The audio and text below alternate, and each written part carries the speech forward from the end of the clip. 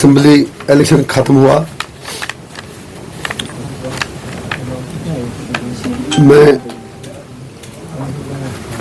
कश्मीर के सारे लोगों का शुक्रिया अदा करता हूं जिन्होंने कैंपेन के दौरान मुझे हर जगह बहुत प्यार दिया, हमारी बात सुनने के लिए आए, हमें ताउन दिया, खास तौर से यूथ का कि जिन्होंने रात दिन तमाम मसरूफियात के बावजूद, तमाम हमारे मुखालफिन के हरबों के प्रोपेगेंडा के बावजूद जो हमारी कैंपेन का हिस्सा बने। तो इस वक्त मेरा आपसे बात करने का 2-3 मुद्दों पर मकसद है। पहली गुजारिश ये है कि कल काउंटिंग है, सारे मानते हैं, खास तौर से जो रीजनल पार्टीज खुद को कहती हैं कि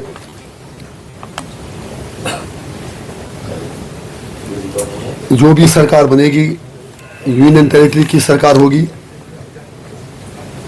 और उसमें जो इलेक्टेड सरकार होगी उसके पास इख्तियारात बहुत कम होंगे। चनाच अब इलेक्शन हो गए और कल मेजॉरिटी किसके पास भी आती है वो अलग बात है।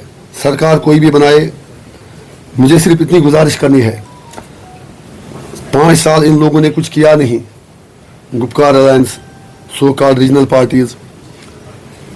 अब अगर इलेक्शन हुआ तो मेरी हम्बल गुजारिश है, खास तौर से जो इंडिया ब्लॉक,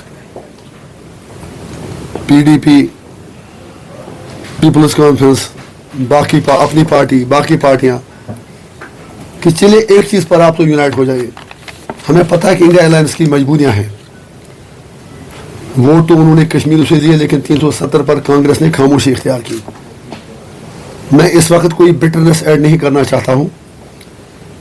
मेरी एक सजेशन है इन सब से कि जब तक स्टेटहुड हमें ना मिले, कोशिश करें कि नई सरकार तब तक ना बने।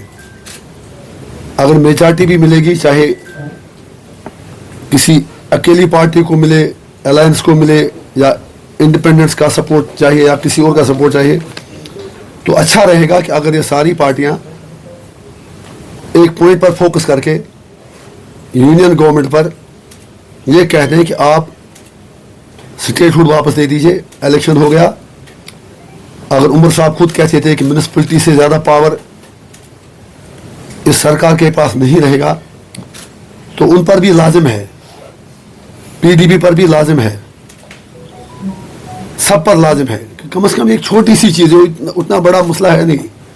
मोदी जी ने वैसे ही गोल पोस्ट चेंज कर दिया, तो थोड़ा सा मिलके यूनियन सरकार से कहते हैं कि कम से कम स्टेट पहले दें, थोड़ा सा विकार बहाल हो, और अगर इसमें उन्हें एआईपी का भी ताउन चाहिए, हम बाकी चीजों को छोड़कर इस एक पॉइंट पर उनके साथ कोऑपरेट करने को तैयार हैं, इरिस्पेक्टिव ऑफ द फैक्ट किसको कितनी सीटें मिलती हैं।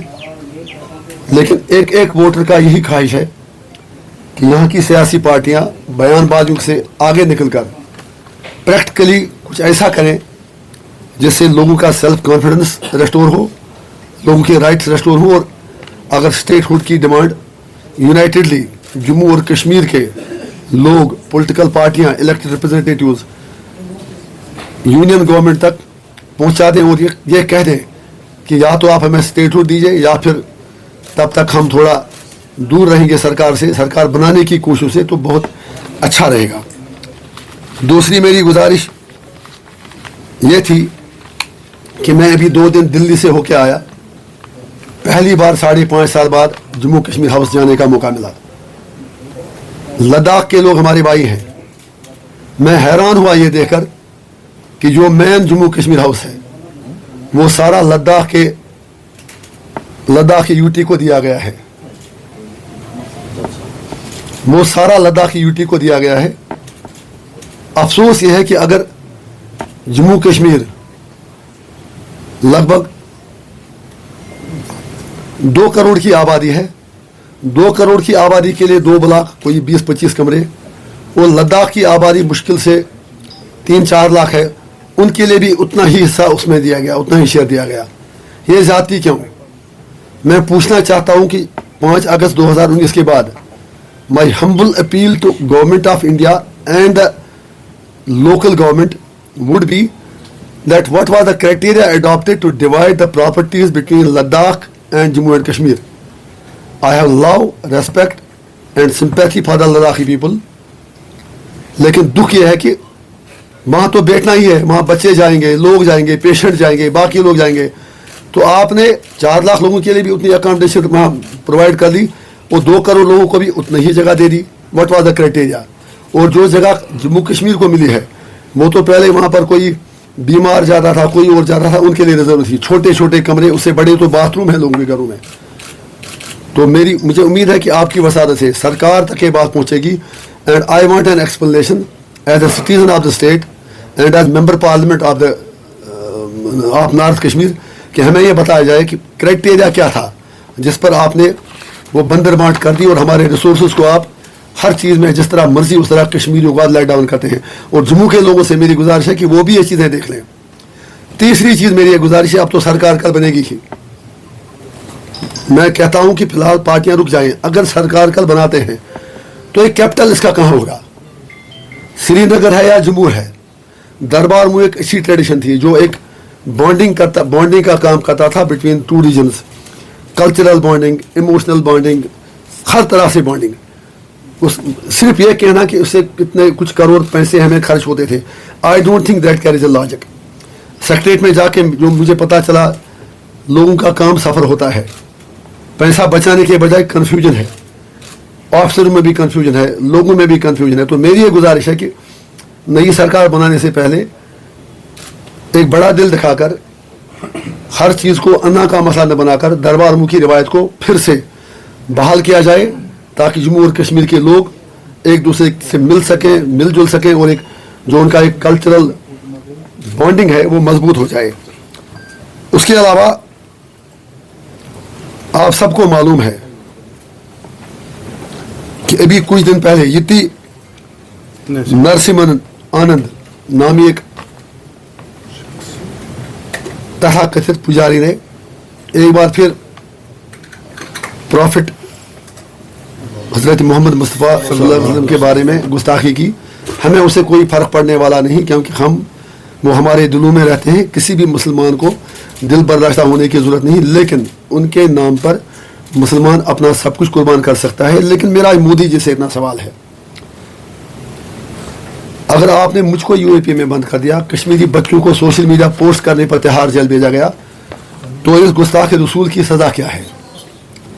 जो योगी आदित्यनाथ डोजर लेके हर जगह पहुंच जाते हैं, आखिर क्या ये आदमी यूएपीए तो इन लोगों के लिए बना था? हम पूछना चाहेंगे पूरे हिंदुस्तान के, मैं नहीं कहता हूँ सिर्फ मुसलमान ही, जो सेक्युलर हमारी मेजॉरिटी कम्युनिटी के लोग हैं, they also want to know why this man and few others like him have not been booked under UAPA. उनके लिए आपने क्या सजा तजवीज़ रखी है? और we are condemn it.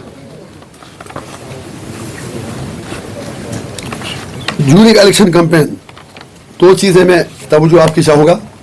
Election commission से मेरा सवाल है, मैंने इसी कमरे में बताया भी था जब मैं आया था, हमारी पार्टी का रजिस्ट्रेशन अभी तक नहीं दिया गया। What is the reason? हमने एमपी का इलेक्शन 19 में लड़ा एआईपी के नाम पर, 24 का हम जीत गए एआईपी के नाम पर, पंचायत इलेक्शन हमने एआईपी के नाम पर लड़े, और आज असेंबली के इलेक्शन भी हमने एआईपी के नाम पर लड़े। और हमारे साथ इतनी ज़्यादती क्यों? मैं इलेक्शन कमीशन ऑफ इंडिया से रिक्वेस्ट करना चाहता हूँ, for God sake let the nation know, let the people of J&K know why didn't you give registration to Awami Ittehad party. आपने इस पीरियड में डेमोक्रेटिक आज़ाद पार्टी को रजिस्ट्रेशन दे दी, अल्ताफ साहब की अपनी पार्टी को रजिस्ट्रेशन दे दी, बाकी पार्टी को रजिस्ट्रेशन दे दी जिनका एड्रेस ही नहीं है। लेकिन एआईपी को, जिसने पार्लियामेंट इलेक्शन में इतनी अच्छी कारकर्दगी दिखाई, हमें आपने नचाया श्रीनगर से दिल्ली, दिल्ली से यहाँ। आखिर हमसे इतनी देर क्यों? खुल के कहना चाहिए कि वो हमसे चाहता क्या है। उससे भी बड़ी बात यह है कि जब हमने फिर एंड पे कहा हमें कॉमन सिंबल दे दो, तो नहीं दिया गया। कहीं हमारा निशान प्रेशर कुकर था मेजॉरिटी ऑफ सीट्स पर, कहीं वो गड़ा दिया गया, कहीं इंजन दिया गया, कहीं जंजीर दी गई, कहीं ऑटो दिया गया। ये इनजस्टिस क्यों? ये इलेक्शन कमीशन की न्यूट्रलिटी पे सवाल है। हमें उम्मीद है कि वो रेस्पॉन्ड करेंगे और आपसे भी कहेंगे जब भी आपको मौका मिले, you are voice of the voiceless, आप उनसे भी ये पूछ लें कि ऐसा आखिर उन्होंने क्यों किया। और जम्मू कश्मीर पुलिस से हम शुक्रगुजार हैं एडमिनिस्ट्रेशन के कि चलिए फिर भी कंपेरेटिवली जितना उन्होंने किया सबको फैसिलिटेट किया, लेकिन कई जगहों पर खास तौर से बड़गाम में जब हमारी कंपेन चल रही थी बीरवा में, तो एक एडिट करके वीडियो बनाया गया कि जिसमें हमारे कारकुन पर कहा गया, उसने एक पर्टिकुलर कम्युनिटी के बारे में कहा कि स्लोगन कोई दिया। पुलिस ने फिर खुद कहा कि ऐसा कुछ नहीं था, शिया बनोगे ना बना, जब उसने कहा ऐसा नहीं था। फिर पुलिस ने 3 बंदे गिरफ्तार भी कर लिए, लेकिन वो 3 बंदे गिरफ्तार करने के बावजूद उनको छोड़ा गया और ना ही पुलिस ने during campaign, during election process statement भी नहीं डाला कि ये फेक था। अफसोस हमें इस बात का है कि हम पूछना चाहते हैं जम्मू कश्मीर पुलिस से, अगर बड़गाम में किसी बंदे ने एडिट करके फेक वीडियो फैलाया, सेक्टेरियन डिवाइड करने की कोशिश की, उन बंदों को आपने गिरफ्तार क्यों नहीं किया? ये ऐसा किसके इशारे पर हुआ? ये मेरी डीजीपी साहब से मुअद्दबना गुजारिश है। तो ये कुछ बातें थी जिन पर हमने सोचा कि आपके सामने रखें। Congress has already said that this is the pre-poll rigging. किस चीज़ का आप वजाहत करें थोड़ा? 5 हाँ। नंबर जो नॉमिनेट हो रहे हैं। देखिए, उस पर आपने अच्छा सवाल पूछा। जब ये चीज़ें हुई मैं जेल में था। मैं मोदी जी से एक ही गुजारिश करना चाहूँगा, मेरे लिए अभी आप में किसी ने मुझे बाहर कोई कह रहा था कि बीजेपी को पहले ही 5 सीटें मिली, मैं उसको बीजेपी और कांग्रेस लड़ाई में नहीं देखना चाहता हूँ। अमित शाह जी कहते हैं, बीजेपी दावा करती है कि अब इंटीग्रेशन पूरा हुआ, एक विधान, एक प्रधान, एक निशान। तो अगर पूरे कंट्री में कहीं नॉमिनेशन नहीं है तो JNK में क्यों?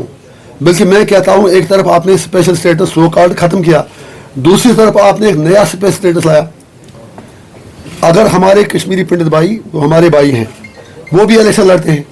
मेरी पार्टी में भी एक कश्मीरी पंडित भाई इलेक्शन लड़ रहा था, हमने भी टिकट दिया। कश्मीर में दर्जनों कश्मीरी पंडित भाई इलेक्शन लड़ रहे हैं, वो बिल्कुल एज गुड स्टेक होल्डर से जितना हम हैं। तो मेरा ये सवाल है, फिर मेरा बेसिक कंसेप्ट से ही झगड़ा है कि नॉमिनेशन क्यों? फिर डेमोक्रेसी का मतलब क्या है? उसके लिए आप काउंसिल बनाओ, लेजिस्लेटिव काउंसिल बनाओ, उसको बहाल करो, जितनी मर्जी उतनी आप नॉमिनेट करो, आई हैव नो प्रॉब्लम। जैसे अपर हाउस इधर पार्लियामेंट में है, जैसे यहाँ पर था। असेंबली का फिर स्प्लिट ही डाई हो जाता है अगर आप किसी को भी नॉमिनेट करें। I am not talking only about Kashmiri pandits, I am not talking only about POK refugees. मैं कहता हूँ किसी को भी आप असेंबली में नॉमिनेट करोगे, मेरी ये सोच है कि डेमोक्रेसी के और कॉन्स्टिट्यूशन के स्पिरिट के खिलाफ है। एक फिर दूसरी बात, अगर आप ये कहते हैं कि कश्मीरी पंडितों को नुमाइंदगी देनी है, तो what about Muslims in Gujarat, UP, parliament? Modi ji की कैबिनेट में शायद एक भी मुस्लिम मिनिस्टर नहीं है। तो लिहाजा ये मोदी जी को सोचना होगा पहले कि अगर वो कहते हैं कि हमने यहाँ पर एक मतलब विधान, एक प्रधान, सब कुछ खड़ा कर दिया, तो फिर जम्मू कश्मीर में चोर दरवाजे से ऐसा करने की क्या जरूरत है?